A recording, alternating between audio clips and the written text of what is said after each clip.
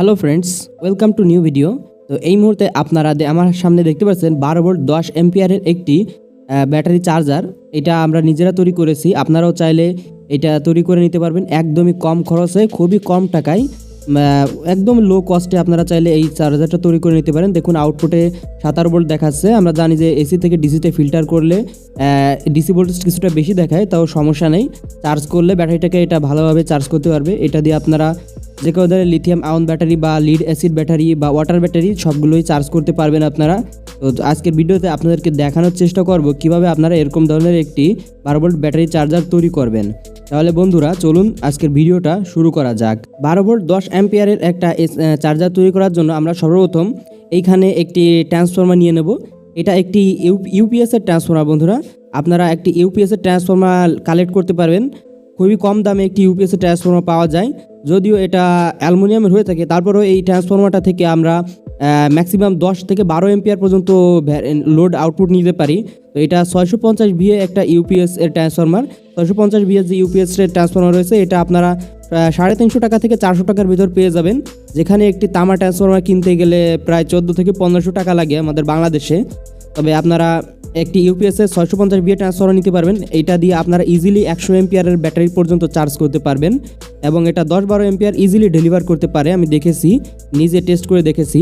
সর্বপ্রথম এইখানে যে ওয়াইন্ডিংটা আপনারা দেখতে পাচ্ছেন, এখানে এই ব্ল্যাক কালারটা হচ্ছে common pin, common input, AC line input হবে। এটা আমরা নেব।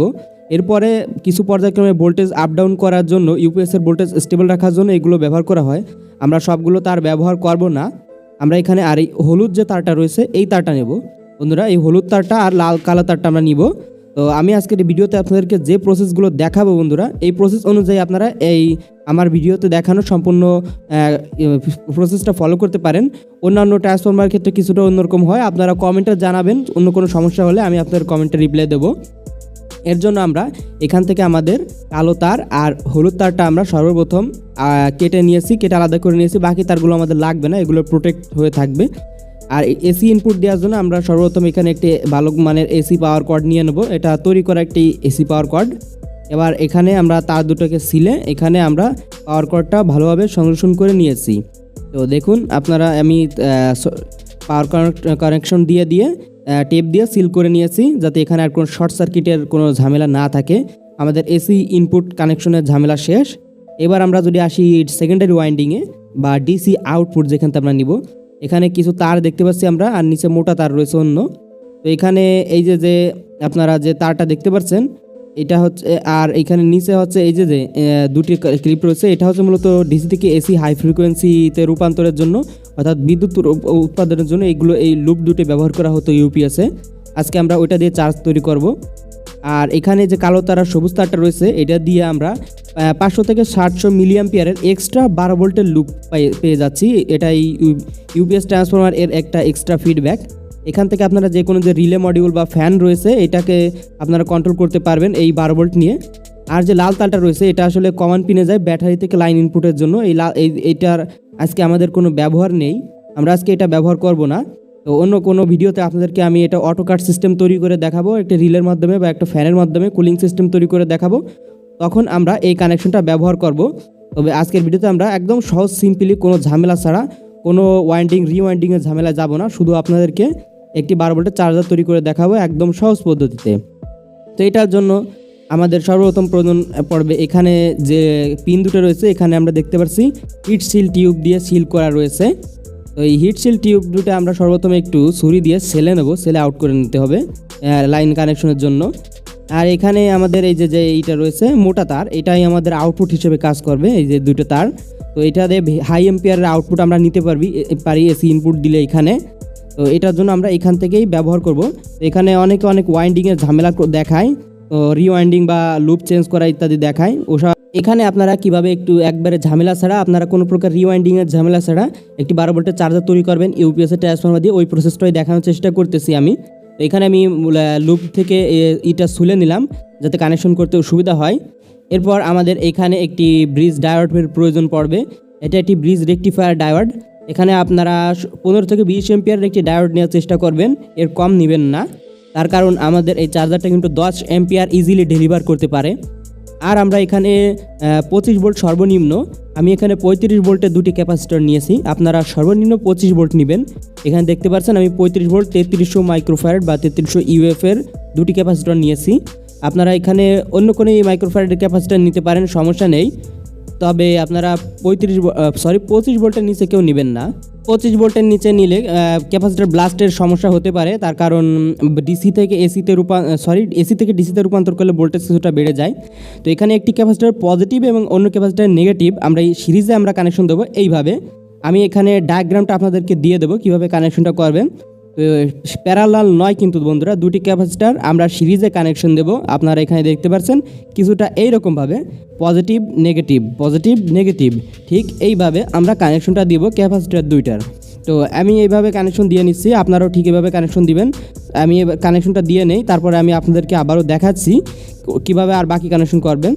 তো আপনারা এখানে দেখতে পাচ্ছেন আমি দুটি ক্যাপাসিটারের একটি করে লেগ সোল্ডার করে নিয়েছি, নেগেটিভ এবং একটি অন্যটি পজিটিভ, অর্থাৎ সিরিজে কানেকশন দিয়ে নিয়েছি। তো আমরা এখানে সিরিজে কানেকশন দেব।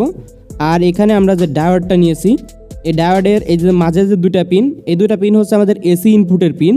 তো এসি ইনপুট অর্থাৎ এখান দিয়ে ইনপুট হয়, আর দুই পাশে রয়েছে পজিটিভ এবং নেগেটিভ। পোলারিটিটা আমাদের মেনটেন করতে হবে, এখানে খুবই গুরুত্বপূর্ণ একটা বিষয় পোলারিটি, আমি আপনাদেরকে প্রতিটি ভিডিওতে বলি।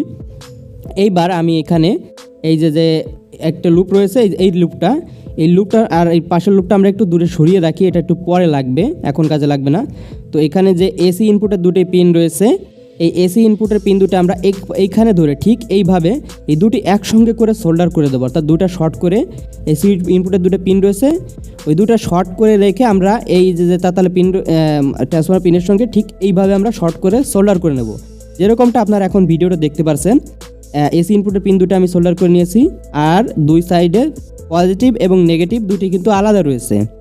আর এবার আমরা ক্যাপাসিটারের যে পজিটিভ নেগেটিভ দুই সাইডে যে দুটি লুপ কিন্তু ফাঁকা ছিল আমাদের, তো এখানে নেগেটিভের সঙ্গে ডায়োডের নেগেটিভ আর ক্যাপাসিটার এই পজিটিভের সঙ্গে আমরা ডায়োডের পজিটিভ, দুই সাইডে যে দুটি লুপ ছিল এটা আমরা সুন্দরভাবে সোল্ডার করে নেব, যেরকমটা আপনারা এখন এখানে ভিডিওতে দেখতে পাচ্ছেন। আমি ক্যাপাসিটারের পজিটিভের সঙ্গে ডায়োডের পজিটিভ আর অন্য ক্যাপাসিটারের অপর প্রান্তের সঙ্গে আমরা যে নেগেটিভটা ফাঁকা ছিল ওইখানে ডায়োডের নেগেটিভটা আমরা কিন্তু সুন্দরভাবে সোল্ডার করে নিয়েছি বন্ধুরা, আপনারা এখানে দেখতে পাচ্ছেন। এইবার আমাদের এখানে যে ক্যাপাসিটার যে মাঝে যে দুটি পিন আমরা আগেই সোল্ডার করেছিলাম সিরিজে কানেকশনের জন্য, ওইখানে আমরা আমাদের ট্রান্সফরমার যে বাড়তি যে পিনটা রয়েছে ওই পিনটা আমরা এইখানে সোল্ডার করব। তো এইখানে এইভাবে আমরা সোল্ডার করে দেবো, ওই পিনের সঙ্গে একটু ভালোভাবে সোল্ডার করব যাতে কোনো প্রকার শর্ট সার্কিট বা ইট না হয় বা লুজ কানেকশন। তো বন্ধুরা এখানে আপনারা দেখতে পাচ্ছেন আমি ট্রান্সফরমারতে তার অন্য তারটির সঙ্গে ক্যাপাসিটরের মাঝে, অর্থাৎ ক্যাপাসিটার দুটি যেখানে আমরা শর্ট করেছিলাম পজিটিভ নেগেটিভ প্যারালাল সিরিজের জন্য ওইখানে আমরা কানেকশন দিয়েছি। তো এই কানেকশনটা অনেক কিছুটা ডুয়েল পাওয়ার সাপ্লাইয়ের মতো কাজ করবে এইখানে, সেরকম একটা সিস্টেম। তো এখানে আপনারা দেখতে পাচ্ছেন পজিটিভ নেগেটিভ এর সঙ্গে আমি আরও দুটি এলিগেটর ক্লিপযুক্ত তার এখানে সোল্ডার করে নিয়েছি, দেখতে পাচ্ছেন। এই দুটা হচ্ছে আমাদের আউটপুট হিসেবে কাজ করবে, এর জন্য আমি এখানে পজিটিভ নেগেটিভ হিসেবে সোল্ডার করে নিয়েছি। ক্যাপাসিটরের পজিটিভের আউটপুটের যে পজিটিভ ছিল ওইখানে পজিটিভ এবং আউটপুটের যে নেগেটিভ ছিল ওইখানে কালো তারটা। তো এখানে আমি এবার এসি প্লাগটা ইন করে নিচ্ছি বন্ধুরা। এখানে ডায়োডের যে পজিটিভ নেগেটিভ ছিল ওইখানে কিন্তু আমাদের আউটপুট পজিটিভ নেগেটিভ হবে, দেখতে পাচ্ছেন। তো এখানে ফায়ারিংটা হয়তো ক্যামেরা রেকর্ড হয় না, আমার ক্যামেরা শাটার স্পিড একটু স্লো। তো এর এখানে এই যে আপনারা দেখতে পাচ্ছেন ডিসি 17.something ভোল্টেজ রয়েছে, এসি থেকে ডিসিতে কনভার্ট করলে কিছুটা ভোল্টেজ বাড়তি হয়ে যায় এখানে, আমরা সবাই জানি। তো এখানে দেখতে পাচ্ছেন 17 ভোল্টেজ রয়েছে। এটা দিয়ে আপনারা যে কোনো ধরনের লিড অ্যাসিড ব্যাটারি বা ওয়াটার ব্যাটারি বলেন বা ড্রাই ব্যাটারি বা লিথিয়াম ব্যাটারি, এরকম ধরনের যে লিথিয়াম ব্যাটারি রয়েছে এগুলো আপনারা ইজিলি কিন্তু চার্জ করতে পারবেন বন্ধুরা। এটা এই ট্রান্সফরমারটা সরাসরি 10 এম্পিয়ার পর্যন্ত লোড আউট দিতে পারে বন্ধুরা। এই ছিল একটি ইউপিএস ট্রান্সফরমার থেকে একদম লো কস্টে, একদম খরচ ছাড়াই বলতে গেলে একটি ট্রান্সফরমার তৈরি করবেন, চার্জার তৈরি করবেন 12 ভোল্টের। সহজ প্রসেস আপনাদের দেখানোর চেষ্টা করলাম। তো এই ভিডিওটা যদি ভালো লাগে তাহলে অবশ্যই ভিডিওটাতে একটা লাইক দিবেন, আর এরকমই ইনফরমেটিভ ভিডিও প্রতিনিয়ত দেখতে চাইলে ইলেকট্রো এক্সপ্লান চ্যানেলটা সাবস্ক্রাইব করে পাশে থাকবেন বন্ধুরা। আর এই ট্রান্সফরমার দিয়ে আমি ভবিষ্যতে অটোকাট সিস্টেমের একটি চার্জার তৈরি করে দেখানোর চেষ্টা করবো আপনাদেরকে, আপনারা কমেন্টে জানাবেন কোনো সমস্যা হলে।